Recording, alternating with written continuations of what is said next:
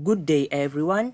This is Najib Hassan from the Mathematics Department of Mindanao State University Main Campus Marawi.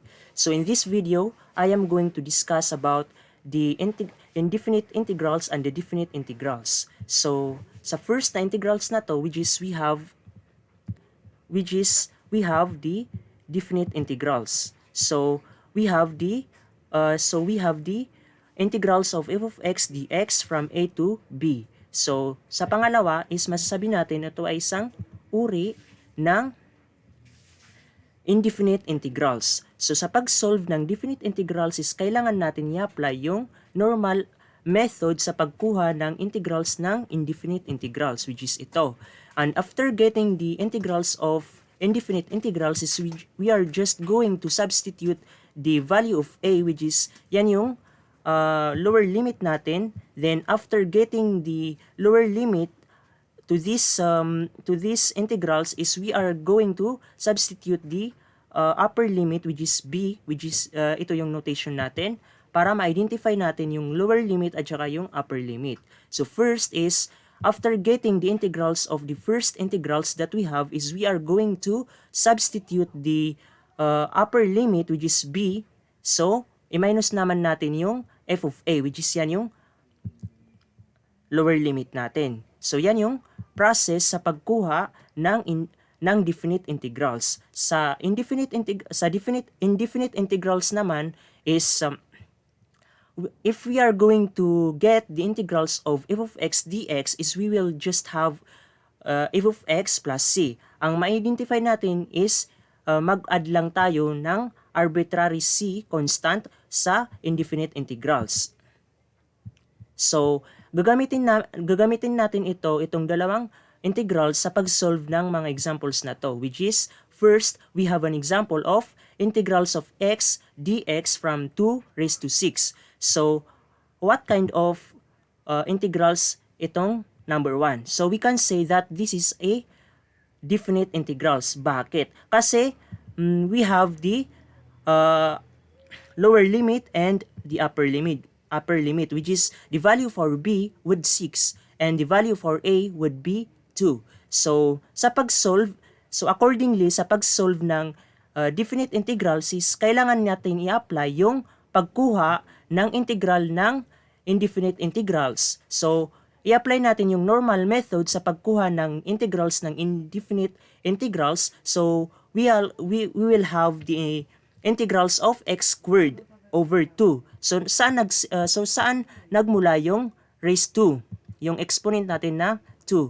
Because we apply the power rule of integration. So the rule for the power rule of integration is we have the integration or the integral of x raised to n dx. So we are just going to add 1 to the exponent, and after adding 1, so we will just copy the exponent and we will just put it as our denominator. So siya yung magiging denominator natin pag mag-add na tayo ng 1 sa exponent natin.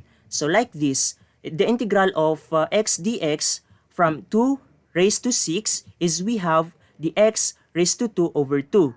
Kaya nga naging 2 instead na maging 1, di ba may 1 tayo dyan. So we will just add 1, then we will have the x raised to 2, then we will just copy this exponent and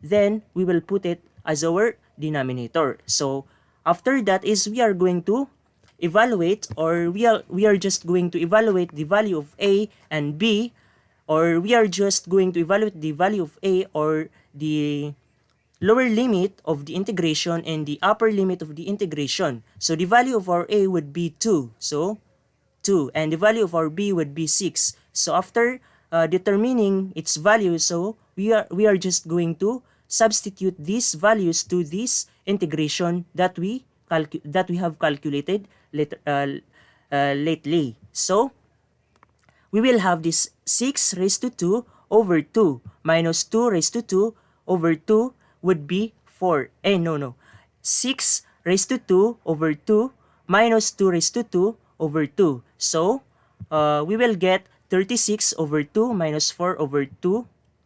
And applying some algebraic equation or algebraic operation is we will get 18 minus 2, and the final answer for this problem is the integrals of x dx from 2 to 6 is equals to 16. So next example is we will have the integrals of x squared minus 2x plus 4 dx from 3 to 5. So ito ay isang definite integrals. So parehas lang sila kung paano tayo mag-solve ng definite integrals. So we will just apply the previous lessons that we have already discussed. So we will So, napansin natin na itong expression na to sa loob, which is ito, x squared minus 2x plus 4, is we can also apply the sum and difference of getting this expression. So, first is we are going to apply the power rule of integration. So, kailangan natin i-apply yung simple or yung method sa pagkuha ng indefinite integrals para ma-solve natin itong definite integrals. So, we will have the x cubed over 3 minus 2x squared over 2 plus 4x. So, naging x cubed siya over 3 kasi we will just add 1 to this exponent which is 2, then we will get 3. And after getting the final exponent that we have is we will just copy the exponent to this, we will just copy the exponent and it will be placed as our denominator. Same to this negative 2x. 2x squared because we will see that the exponent of 2x is 1 because it is invisible. So we will just add 1 so that we can get 2. And yung 2 is ilagay lang natin siya sa denominator. Kung ano yung maging result ng exponent natin is siya rin yung magiging denominator natin. So, yung derivative rin ng 4 is, or integrals of 4 is simply as 4x. So, ito yung integrals na na-compute natin. So, after the calculation of the integrals is, we are going to evaluate the value of a and b, which is yan yung lower limit at saka yung upper limit natin. So, ano yung mangyayari dyan? So, we are going to substitute the value. So, we will have 5 raised to 3 over 3. Kasi, then, minus 5 raised to 2 plus 4 times 5. Minus the value of our a. So, we will have the 3 raised to 3 over 3 minus 3 raised to 2 plus 4 times 3. So, simplifying this expression, we will get 125 over 3 minus 25 plus 20 minus 9 minus 9 plus 12. So we will get 125 minus 5 minus 12. So we will get 125 over 3 minus 17. So applying the algebraic matter, so as we can see that we are going to subtract the fraction and the whole number. So, some of the technique para makasolve tayo or makuha natin yung final answer ng fraction at saka yung whole number is we are going to multiply this 3 to 17. We will, and so that we can have the 51 over 3. So, kung ano yung kung ano yung denominator mo is yun rin ang gagamitin natin dito. So, the final answer to this problem is we have the integrals of x squared minus 2x plus 4 dx from 3 to 5 is 74 over 3. So, in our last example is we will have the integrals of 1 over 2x minus 2 over x squared plus 3 over x square root of x dx. So ito is hindi na siya definite integrals, which is ito is isa na siyang indefinite integrals. So sa indefinite integrals is kailangan natin is i-observe muna natin yung expression dito sa loob. So as we can observe that this expression is, we will have the three terms, which is the positive, the negative, and the positive. So we will have the positive 1 over 2x, negative 2 over x squared, plus 3 over square root of x. So as we can see,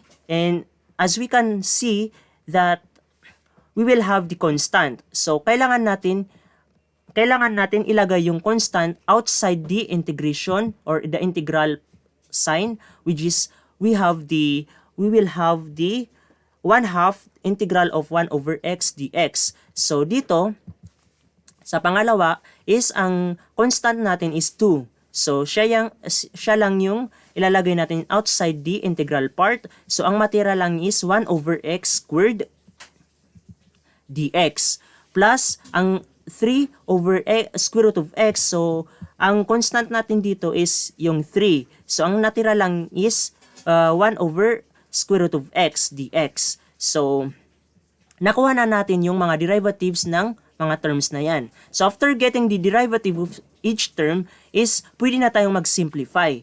Okay? So the derivative of 1 over x dx is simply as ln the absolute value of x. Okay?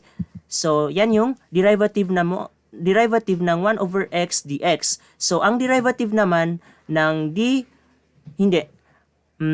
so hindi natin madaling ma-determine yung derivative ng 1 over x squared kasi we are just going to apply the exponential function, which is kailangan natin i-transpose itong fraction na to into exponential, which is paano. So di ba na-observe natin na yung 1 over x squared is just equals to x raised to negative 2 because in it we just transpose the positive 2 to numerator kasi siya yung magiging ita-transfer natin yung x squared sa taas, which is siya yung gagamitin natin as numerator. So if pagbaliktarin naman natin ito, which is ito, x negative 2 is we are just going to put the negative 2 sa denominator. So makukuha natin is 1 over x squared. So inverse lang sila.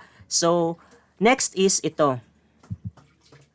That's x 1 over square root of x. So itong 1 over x square root of x, di ba? Equal lang yan sa mag-equal lang yan sa yung 1 over square root of x is just equals to x raised to 1/2. Di ba? Yung 1 over square root of x is just equals to 1 over x raised to 1/2. So simply we are going to transpose this denominator sa numerator. So pag i-transpose natin yan is magiging negative na yan. So kaya yan yung result natin, which is x raised to negative 1/2 dx. So nakuha na natin yan. So we are going to simplify this expression. So we will have ln the absolute value of 2 minus 2 times x negative 2 plus 1 over negative 2 plus 1. So pwede na natin i-apply directly yung power rule of integration kasi we already have the value of our exponent. So after getting the exponent, we are just going to add positive 1 to this exponent, and after adding positive 1, then we are just going to copy the exponent that we have so that we can replace it as our denominator. So that's why the negative 2 integrals of x negative 2 is mayroon tayong negative 2 times x negative 2 plus 1 over negative 2 plus 1. Yun yung reason. So dito naman, sa pangatlong term na to is we will have the 3 integrals of x raised to negative 1/2 dx. So i-apply natin yung power rule of integration dito sa x raised to negative 1/2. So we are just going to add 1, then we are after getting the answer of our exponent is we are going to um, copy the exponent, then we will put it as our denominator. So we will have 3 times x raised to negative 1 half plus 1 over negative 1 half over negative 1 half plus 1 plus c.